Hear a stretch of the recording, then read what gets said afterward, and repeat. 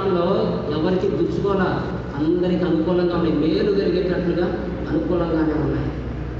అది తండ్రి చిత్తం. మరి ఇటువంటి అనుభవాలలో తండ్రి చిత్తం చేసే వ్యక్తిగా నువ్వు ఉన్నావా, లేదా తండ్రి చిత్తంగా నీ చిత్తం నెరవేర్చుకుంటున్నావా? ఉంటారండి కొంతమంది, పిలువబడిన పిలుపు పరిశుద్ధంగా ఉండడానికి దేవుడు పిలిచాడని తెలుసు, ఈ వాక్యాలన్నీ తెలుసు.